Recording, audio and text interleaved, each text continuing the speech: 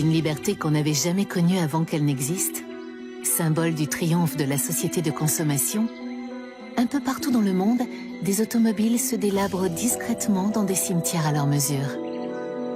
La mousse et les herbes folles leur servent de linceul.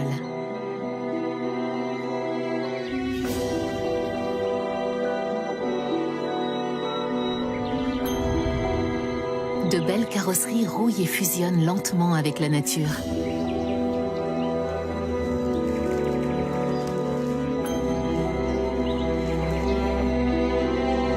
Certaines sont devenues le refuge d'espèces sauvages de toutes sortes.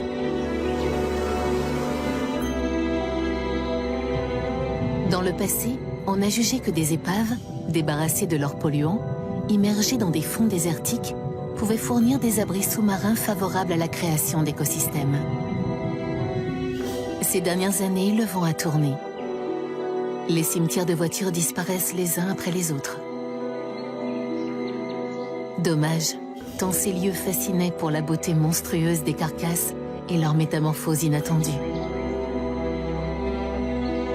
Passionnés, fous de patrimoine, collectionneurs, artistes, photographes et traqueurs d'épaves sont d'ardents défenseurs de ces belles voitures au bois dormant.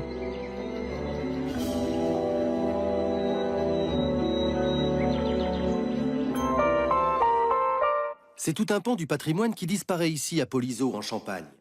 Les 3/4 des épaves automobiles, dont certaines rares, accumulées par Michel, ferrailleur, sont envoyées à la casse. Ah ben, ça fait quelque chose. C'était une très grande partie de ma vie, hein, faut dire la vérité.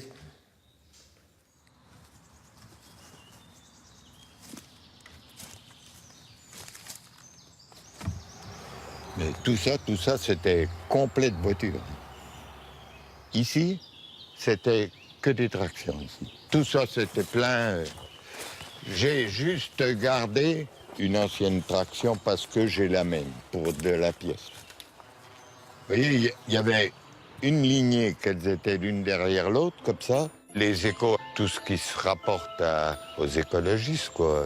Eux, ils supposaient que de l'huile pouvait encore tomber, patati patata.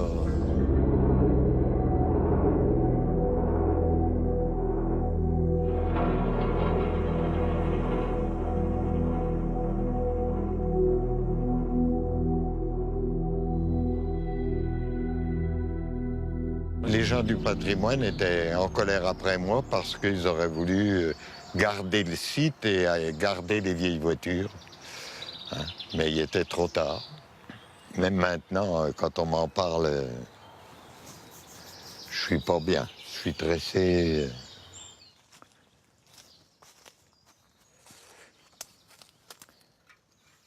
J'ai un Allemand qui est venu chercher une voiture pour la remonter dans un appartement qui était un HLM, je ne sais pas à quel étage, mais il avait gardé une pièce.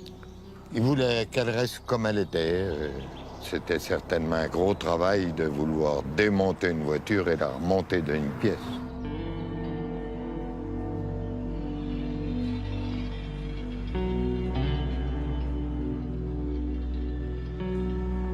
De nombreux articles de journaux ont rapporté l'aventure de Michel Martin. Sous l'impulsion du journaliste et traqueur d'épaves Jean-Pierre Ossane, le magazine La Vie de l'Auto lui a consacré plusieurs de ses unes. Entrez, entrez. Allez-y.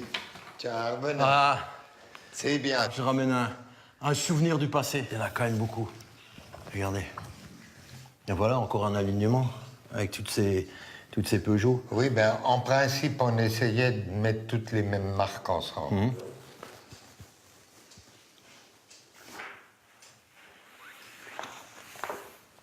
Et celle-là a été récupérée par l'Autrichien. Oui, par l'Autrichien. L'Autrichien qui reconstitue un genre de casse chez lui en Autriche. C'est pas une casse, comment qu'ils appellent ça? C'est un musée à ciel ouvert, voilà, on va dire. Un musée à ciel ouvert. Ah, oui, oui. L'Autrichien, ce qu'il voulait, c'était la mousse. Et il laisse la mousse, c'est ce qu'il vous avait dit. Voilà. Oui, je vois que le pare-choc est pas mal finalement, non? On peut encore les sauver? Oui, oui. Pourquoi ça a disparu? Sous prétexte écologique, personnellement, je me pose la question. On dépense des dizaines, voire des centaines de milliers d'euros pour restaurer des amphores, des châteaux. Pourquoi pas imaginer de restituer ces morceaux d'histoire, ces pages d'histoire sous forme de musée? Pourquoi pas restituer une partie du patrimoine industriel tel qu'on peut le voir? C'est ce que tente de réaliser Klaus Kor, surnommé l'Autrichien. C'est une 5 chevaux Peugeot Delsva. Oui. Et l'année de production, c'est 1919. Il parlait de 1919, c'est peut-être un peu ancien, ça, plutôt début année 20, non? 1920, 21, 22, Ça, oui, dans les années 20. Oui, cette Peugeot-là était une 6 cylindres 12-6. 12-6. 12-6. D'abord, c'est sa culasse qui doit être là-dedans. C'est une 6 cylindres. 6. Vous l'avez conduit? Moi, oui. Je l'ai conduit 15 ans. Je ne suis pas spécialiste. Je pense que celle-ci est un peu mieux. Mais celle-ci est intéressante. C'est un 6 cylindres.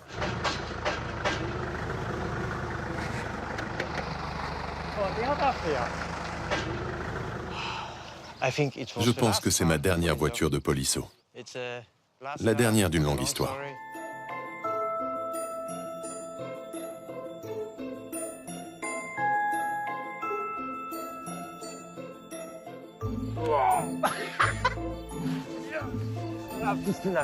Ah, c'est lourd.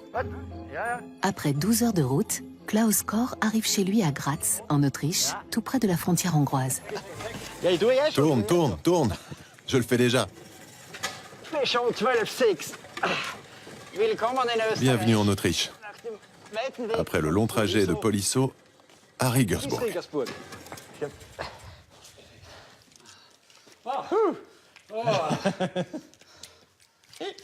C'est une collection de différents véhicules que nous avons sauvés de cimetières de voitures en Europe. Cette voiture est venue cette année de Polisso. Ces deux voitures viennent d'Allemagne. Cette vieille Panhard vient également de Polisso. Nous l'avons récupérée il y a 2 ans. Et la Mercedes a été sauvée en Autriche. Ceci est une vieille 5 chevaux Peugeot de Polisso que nous avons également sauvée. Nous essayons de la préserver le mieux possible avec sa rouille, sa mousse, et qu'elle ressemble à une voiture complète, bien qu'elle ne sera pas en état d'être conduite. Ces voitures sauvées de la disparition, Klaus les entrepose chez des amis et sur son terrain qui est déjà presque rempli. Dans ces 20 dernières années, j'ai ramassé et collectionné environ 70 à 90 épaves qui proviennent de toute l'Europe, dans des états très différents, couvertes de mousse et parfois partiellement en état de marche. J'ai démonté des voitures entières. Et j'ai l'intention d'ouvrir une sorte de musée en plein air pour exposer ces voitures dans leur état comme témoins d'une époque. Le nombre de cimetières de voitures diminue de plus en plus. Les jeunes en héritent, mais ils ont peu d'intérêt pour les vieilles voitures. Toutes sont mises à la ferraille. Et ces témoins d'une époque meurent.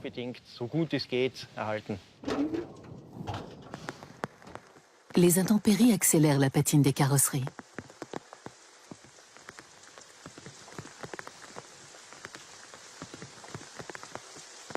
Klaus s'émerveille des nuances imprévisibles qui se révèlent au gré des pluies, de la neige, du vent. Avec l'humidité et la chaleur, des champignons prolifèrent comme par magie sur la vieille ferraille.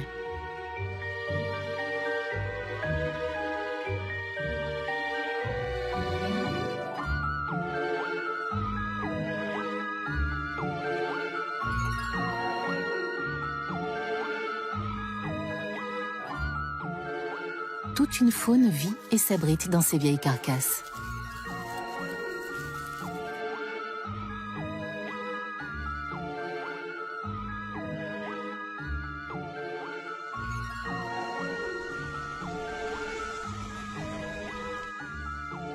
À 1 heure de Graz et dans un endroit qu'il garde secret, Klaus a fait une découverte inouïe. J'ai trouvé ce merveilleux cimetière de voitures il y a environ 2 ans. J'essaie de l'acheter et de sauver certains de ces véhicules, car je n'ai presque plus de place sur mes terrains.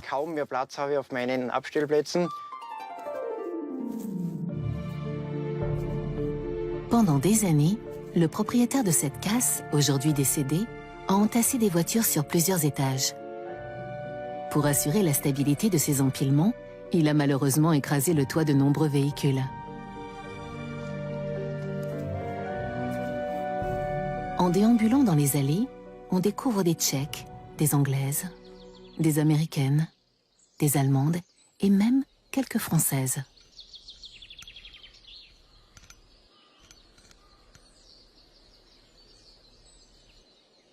Beaucoup datent des années 50, l'époque des carrosseries d'une beauté graphique inégalée depuis. Ce paradis de rouille sert de refuge à de nombreuses espèces animales.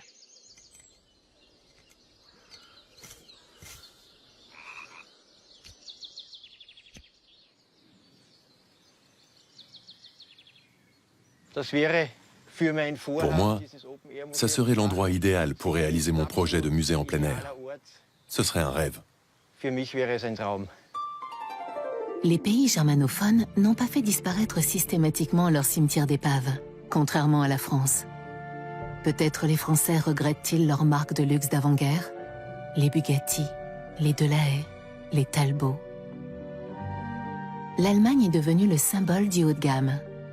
Bien que les défenseurs de l'écologie y soient nombreux, le pays a adopté une approche radicalement différente du patrimoine automobile. Michael Fröhlich, un personnage haut en couleur, a ouvert près de Düsseldorf un cimetière-musée original. Herzlich willkommen in meinem Autofriedhof bei mir zu Hause. Bienvenue. Tja, und hier beginnt nun mein Ici commence mon parc de voitures, mon musée, mon cimetière automobile. Peut-être il est intéressant de savoir que 1950 était une année particulière.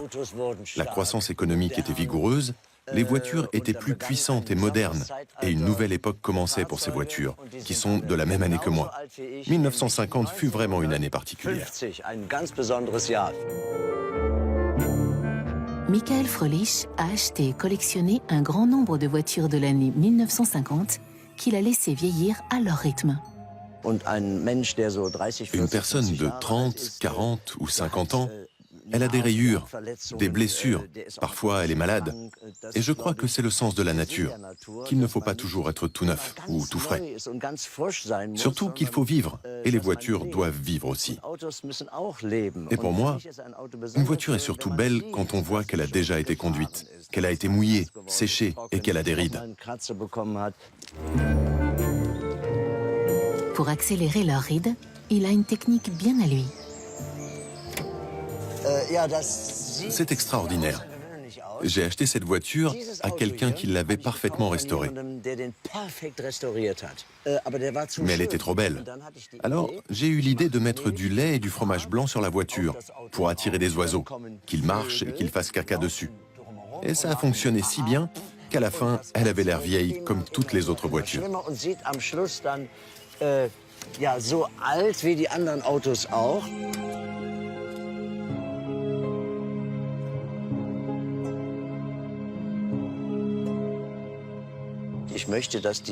J'aimerais que la nature récupère l'œuvre de l'homme. J'aimerais montrer que la nature, la grande nature, est plus forte que l'homme.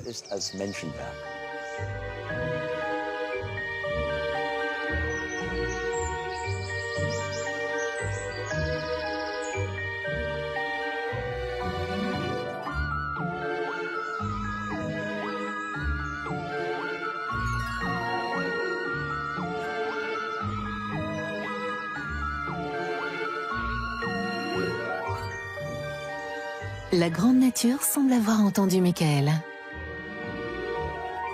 Elle s'approprie son parc.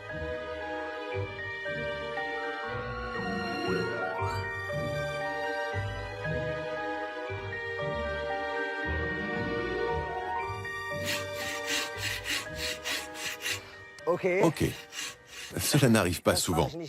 Alors, l'idée a été d'aider l'arbre à tomber sur la voiture, pour expliquer que la nature, que l'arbre, en tombant, prend possession de la voiture.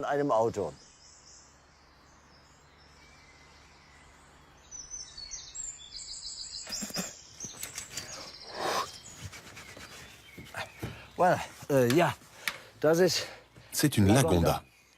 En 1950, Lagonda était la voiture la plus chère en Angleterre. Elle était plus chère que Rolls-Royce et Bentley. Elle n'a été fabriquée que pour les gens les plus riches.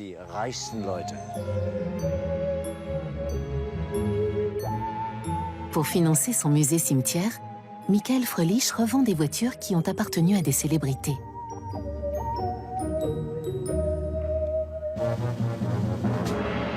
Une Mercedes d'Hitler, la Cadillac du Shah d'Iran, ou encore celle d'une star hollywoodienne. Beaucoup de gens ont un sentiment étrange. Ils n'aiment pas ou parfois ils m'insultent pour avoir abandonné, laissé ces voitures à la nature.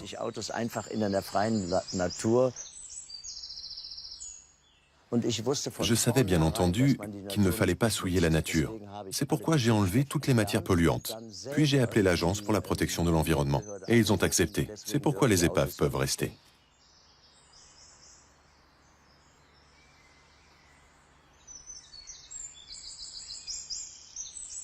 Je suis d'avis qu'il y a déjà assez de musées de voitures où on trouve des voitures chics et belles, dans une pièce climatisée, prête à être admirée. Il faut aussi montrer l'autre côté.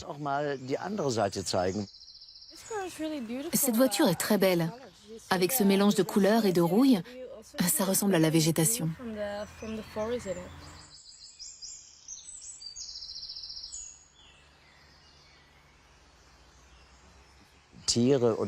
Les animaux et les hommes meurent aussi.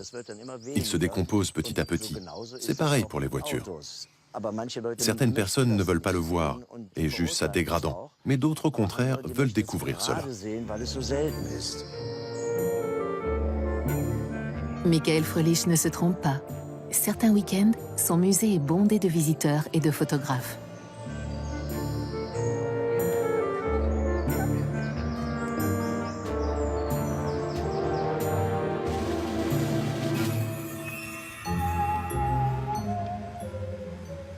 Ce cimetière d'art automobile, comme je l'appelle, est peut-être une petite contribution à la prochaine génération.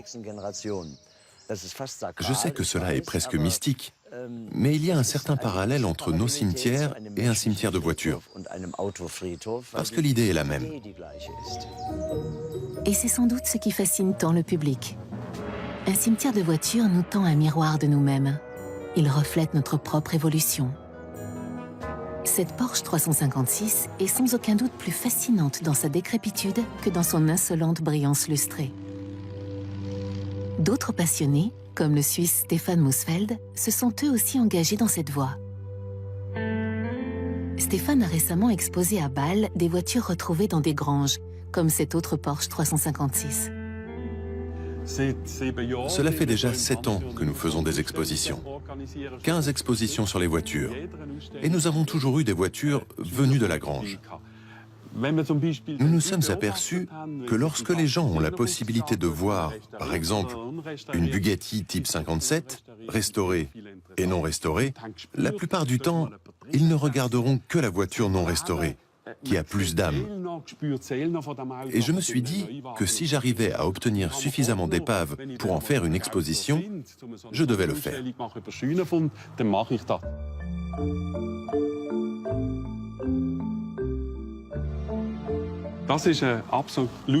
C'était un coup de chance d'avoir trouvé cette voiture qui n'a pas bougé depuis 45 ans. Et tout y est encore, comme si elle était sortie de l'usine. On sent encore l'odeur du cuir.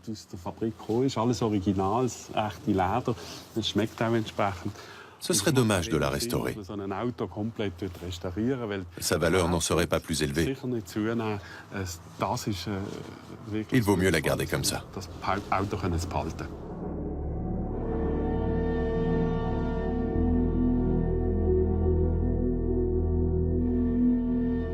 Plus l'épave est abîmée, plus elle attire les regards.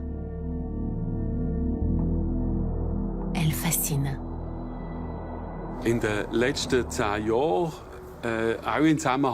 Ces 10 dernières années, avec la fermeture de beaucoup de cimetières de voitures, l'attitude des gens a changé. À l'époque, on faisait briller les chromes. Aujourd'hui, le top, c'est de trouver une voiture non restaurée, qu'on pourrait peut-être conduire, et qui a gardé son âme. C'est le top pour un collectionneur, et pour beaucoup de personnes qui visitent nos expositions. Paradoxalement, dans de nombreux pays, les pouvoirs publics font fermer des cimetières comme celui de Kaufdorf, en Suisse allemande. À l'époque, on y trouvait beaucoup d'Américaines des années 50, des Simca rondes et bien d'autres Européennes produites par des marques disparues depuis longtemps.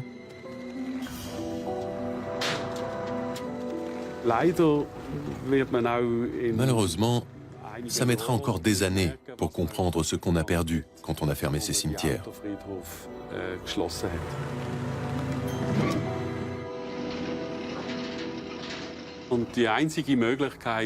Et la seule solution pour les montrer au public, c'est de les exposer dans les musées, en les disposant comme dans un cimetière.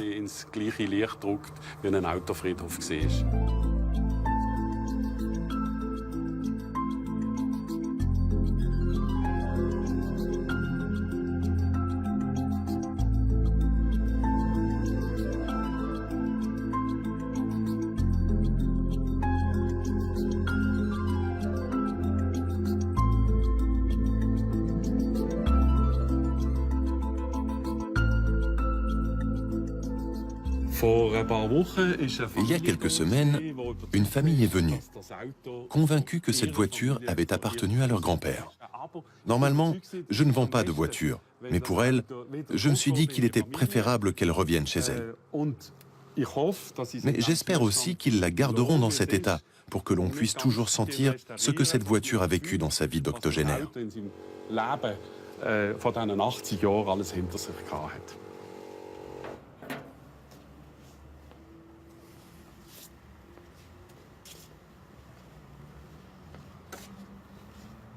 Allez, viens pousser.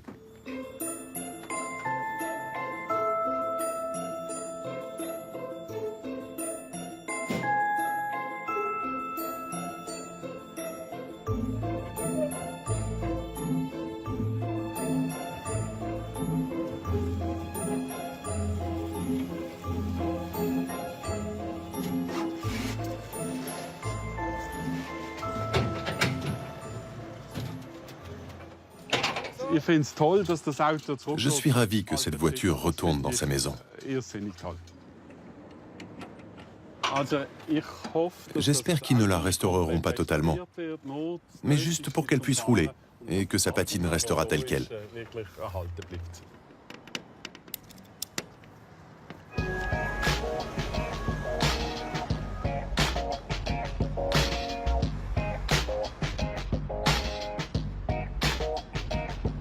Si beaucoup d'épaves du cimetière de Kaufdorf sont parties à la destruction, d'autres ont pu être sauvées grâce à une vente aux enchères. 10.000 francs. 10 000 francs, 10 000 franchi che départ. 10.500. 10 000 francs, 10 000 franchi. 11.000 bei 11 000, mir. 11 000. 11.500. Certaines voitures achetées à cette vente ont été par la suite exposées par Stefan Musfeld. 16.000 Franken zum ersten. 16 000 francs. 16.000 zum zweiten. Und 16.000 Franken. Les enchères ne sont pas montées très haut, à l'inverse des voitures de la collection Bayon. Dans cette vente, la rouille s'est vendue au prix de l'or. 300 000. 300. Alors 400 000, monsieur, vous voulez 400 000. 450 000. 480 000. Alors, c'est ça, madame. Ces autos ont été vendus à des prix de voitures restaurées, complètement restaurées. C'est énorme, mais c'est en même temps le prix de l'histoire et le prix de la beauté endormie. 1 milliard.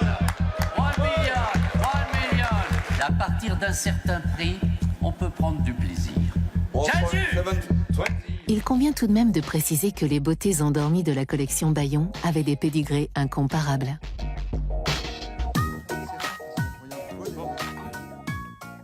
Nous nous étions dans le plus grand cimetière de voitures jamais découvert. Il y avait toutes les plus grandes marques françaises représentées, Talbot Lago, Delage, Delahaye, même Bugatti, Hispano-Suiza. Et toutes ces voitures étaient carrossées par les plus grands carrossiers de l'histoire française de l'automobile, Portou, Saoutchik, Chaperon, etc., etc. Il n'y a qu'en France, qui est le berceau de l'automobile, qui a vu naître l'automobile, que l'on pouvait découvrir un tel ensemble.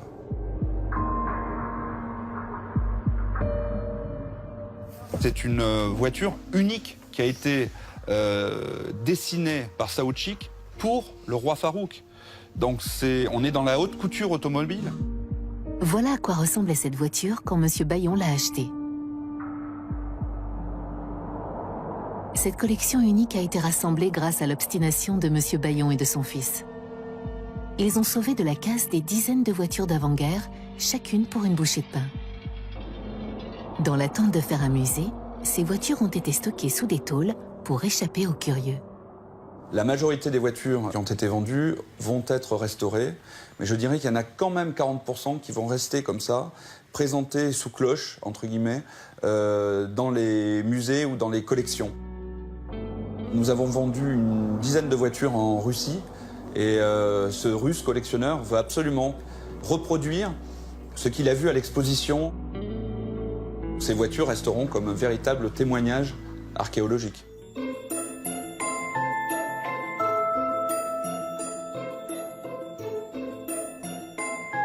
Nous avions découvert il y a quelques années une Bugatti sortant d'un lac. Tout était complètement oxydé, ce n'était plus qu'un squelette. Et la voiture a été achetée par un collectionneur américain qui lui a consacré au sein de la collection une pièce entière, tel un objet archéologique pour un cabinet de curiosité.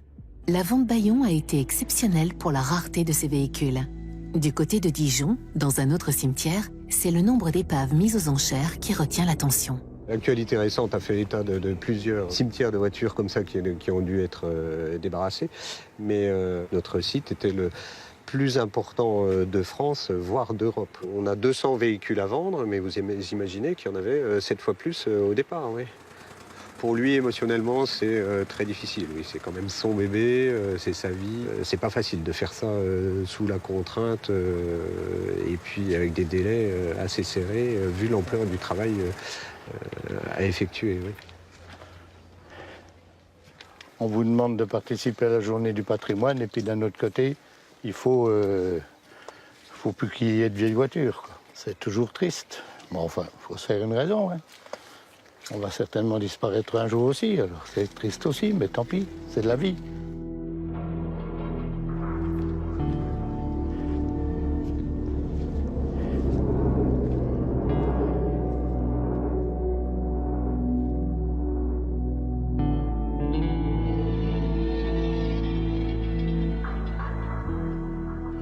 Chacun, il y a des gens qui conservent qui font des collections de clés, de boîtes de conserve. Ben, nous, c'était des voitures.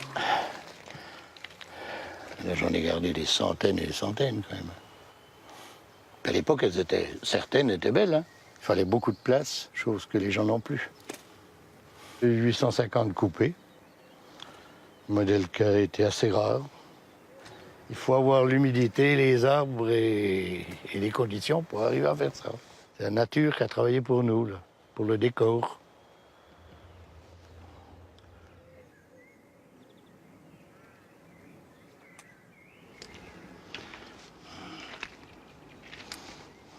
Allez voir, c'est pas beau, ça.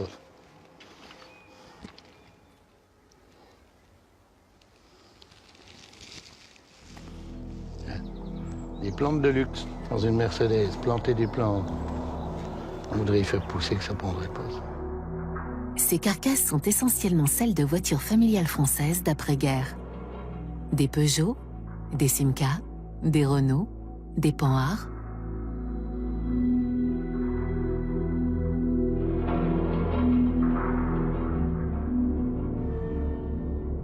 On m'a donné l'information, le lendemain, à 2 h, j'étais ici. Et pour un chasseur d'épave, découvrir un endroit pareil, c'est vraiment de la magie. Parce que toutes ces voitures ont passé 40 ans de leur vie dans une forêt, tranquillement, à petit feu, elles se sont dégradées avec la nature et les voilà aujourd'hui réunies ici. Voilà comment j'ai découvert ces déesses il y a à peine une quinzaine de jours.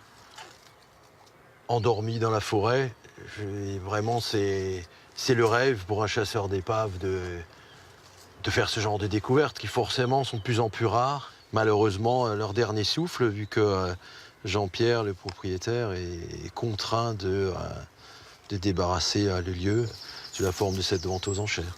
Soyons lucides et réalistes, d'ici 10-15 ans maximum, je pense que ce qu'on vit là, ça sera définitivement terminé malheureusement. Ah oui, ça c'est un moment rare aussi. Essayer de s'asseoir au volant d'une épave. Et là, je crois que ça va être possible. Voilà, c'est un peu acrobatique, mais c'est tout à fait faisable. Et là, le confort Citroën. Ce qu'il y a de génial avec ces épaves, c'est qu'il y a de la vie. Et on le voit, il y a même sur le tableau de bord des petites mascottes de l'ancien propriétaire. Et parfois, quand on ouvre la boîte à gants, on peut découvrir des choses. Le volant qui fait encore un petit bruit, qui craque. Il y a même des bruits dans une épave. Hein. Il y a l'odeur, il y a le bruit, il y a des sensations.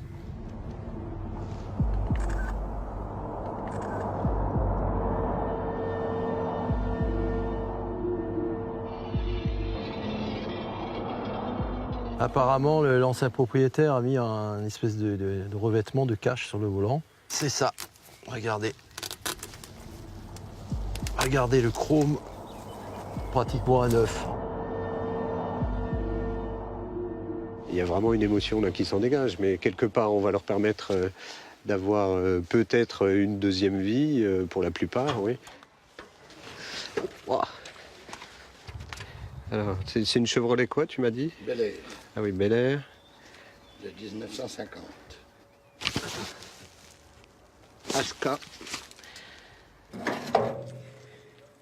On va voir la fameuse Peugeot, là, la 202, là, des FFI. Elle aurait appartenu aux forces françaises de l'intérieur. Oui, donc les résistants, oui. Voilà. Donc pendant la guerre, oui, ce qui explique son marquage, là, qui est vraiment d'origine. C'est incroyable, parce qu'elle est nature, quoi, cette voiture. Je vais noter le numéro aussi de celle-ci.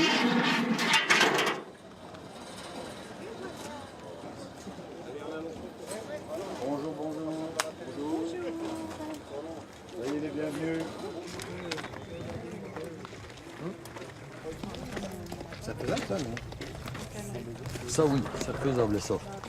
Celle-là, la moins de mal quand même. Il y a des gars, ils vont acheter un lot de voitures complet, ils ont les moyens. Et nous, on est des petits amateurs, alors là, on passe à côté, quoi.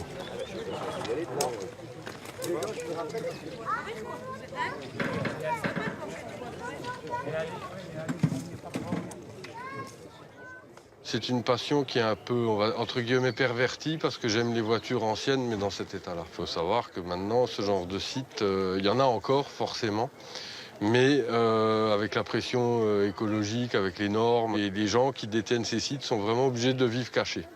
Ils ont aussi peur qu'il leur arrive, comme il est arrivé ailleurs, intervention des services de l'État, 18, il faut nettoyer, etc. Sachant que dépolluer un tel endroit, ça coûte aussi une fortune et c'est à la charge du propriétaire. Donc les gens se planquent. On vient de vivre un moment assez incroyable. Hein. Il y a quelqu'un qui l'a regardé là, et on voyait qu'il était particulièrement ému. Et il a reconnu donc, la voiture de son père qu'il a conduite quand il était étudiant. Inquiet pour le temps, mais optimiste, oui. De toute façon, ça sera une belle expérience, oui. Alors, on démarre à combien? 500. 500 €. 4 chevaux essence, elle est du 26 mai 1955. Et on démarre à 600 €. Dauphine, la petite 4 chevaux. On regarde. 1000 € cette voiture historique. 1000 €. Alors on démarre à 800. 500 €. C'est le prix de la Calandre. Il n'y a pas une grosse partie qui va être sauvée, mais ils vont regretter tout. Ça dans 20 ans, ils auront tous le regret d'aujourd'hui. Une belle ronde. Et on la vend avec la carte grise barrée. Et le non-gage. Alors 200. 200 la ronde. 200, c'est pris par monsieur. Minimum, je vais acheter une voiture pour sauver du fer ailleurs. Une fois, je voudrais prendre à la Suisse pour décorer le jardin. J'aime comme il est. Il faut les sauver. Elle est de 1952 et on démarre à 1000 euros. 300 1300 derrière, à haute voix. 1400, 1500, 1600, 1700, 1800, 1900, 2000. 2000 euros. 2000 euros une fois. 2000 euros deux fois. Alors, je suis ravi de vous l'adjuger, monsieur, donc qui est le fils de l'ancien propriétaire. Ah oui, pour moi, c'est un très grand moment. 42 ans qu'on est mariés. Oui, et puis bon, on l'a vendu en 74, 75. Donc voilà le moteur. Ta petite voiture à taper.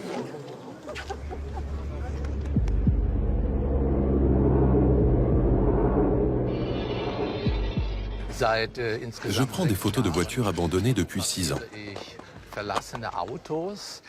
Le premier grand lieu que j'ai découvert était Châtillon, dans le sud de la Belgique. Un cimetière avec 250 voitures.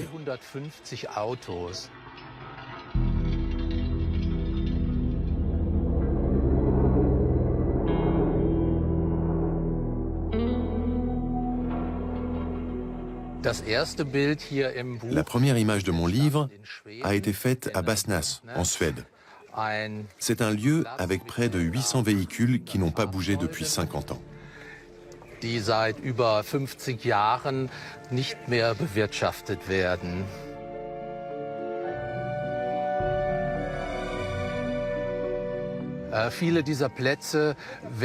Beaucoup de ces endroits sont détruits.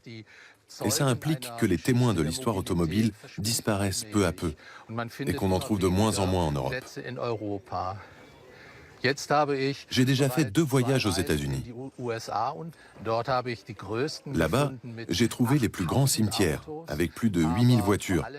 Mais ce sont les découvertes isolées dans le paysage qui me fascinent le plus, en tant que photographe, et pas en tant qu'amateur de voitures.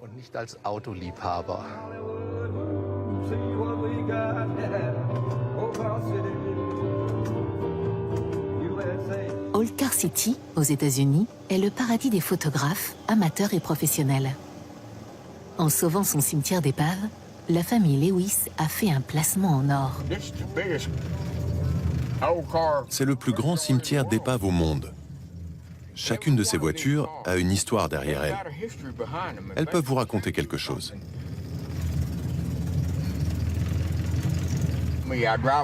Je conduis ces vieilles épaves.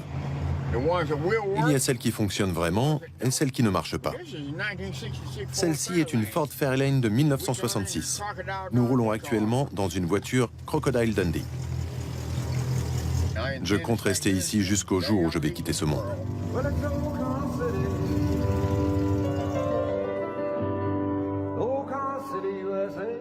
Tout le staff d'Old Car City a la rouille dans le sang et dans la voix. Mon nom est Dean Lewis. Ceci est ma casse. Ma mère et mon père ont commencé en 1931. Et maintenant, nous ne vendons plus. Nous faisons de la photographie. Les gens viennent de partout, du monde entier pour faire des photographies et prendre beaucoup de clichés de cette rouille qu'ils appellent patine.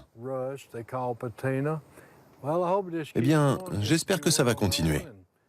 Que les gens viendront et que nous pourrons ainsi payer les taxes. C'est bien le numérique, on se rend compte tout de suite du résultat. Je pense qu'Old Car City est un excellent endroit pour découvrir le passé de l'Amérique, à l'époque de sa gloire, quand toutes ces voitures faisaient partie de la vie quotidienne. C'est la génération de James Dean, Elvis Presley, Johnny Cash, Marilyn Monroe et de Dean Brody probablement. Nous avons environ 10 000 visiteurs par an. Partout dans le monde, les gens nomment ce lieu musée et c'est comme ça que c'est rentré dans l'histoire. Un musée dans la nature, en plein air.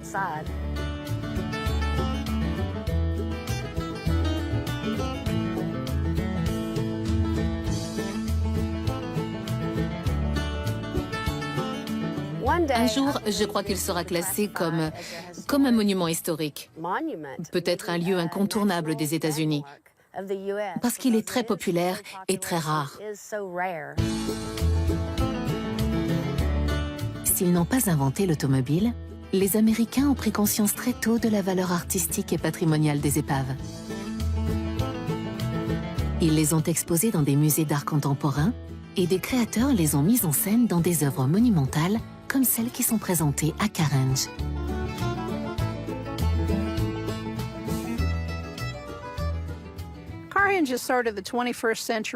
Carange est une sorte de reproduction du 21e siècle de Stonehenge. Carange est un clin d'œil ironique sur l'Amérique post-industrielle. Cette œuvre jette un regard amusant sur les voitures, ce que les Américains apprécient autant que la liberté et l'indépendance. Et tout cela dans des épaves. Quoi de mieux?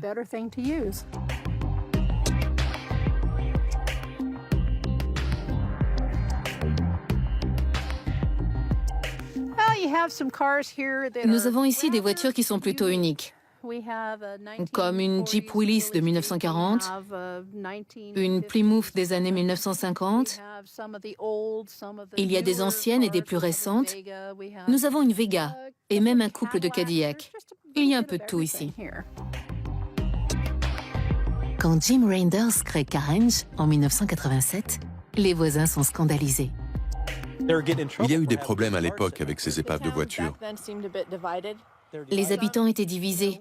Les plus ouverts disaient que c'était de l'art, mais pour les autres, c'était juste un dépotoir. Un dépotoir. Pendant des années, de nombreuses personnes n'aimaient pas Carange. Ils pensaient que ça faisait tache dans le paysage et n'en voulaient pas pour représenter leur ville. Les protestations des débuts sont oubliées. Carange est aujourd'hui un des sites préférés des Américains. Les artistes ont commencé à s'y intéresser et au lieu d'être considérés comme un dépotoir, c'est devenu de l'art. Les gens se sont rendus compte que de nombreux visiteurs venaient voir cette œuvre originale. Le site attire 80 000 touristes par an. Il figure sur les guides touristiques comme l'un des endroits qu'il faut avoir vu avant de mourir. Les sites sauvegardés sont des nécropoles de l'industrie automobile du XXe siècle. Dans le futur, il n'est pas certain que les cimetières de voitures n'abritent que des épaves déglinguées. Les crises qui frappent à répétition l'Europe et les États-Unis condamnent des milliers de véhicules neufs à devenir eux aussi des carcasses qui pourriront bientôt. Les gigantesques damiers que dessinent ces véhicules sont peut-être les signes avant-coureurs d'un monde où la voiture n'aura plus la place qu'elle a connue jusqu'à maintenant.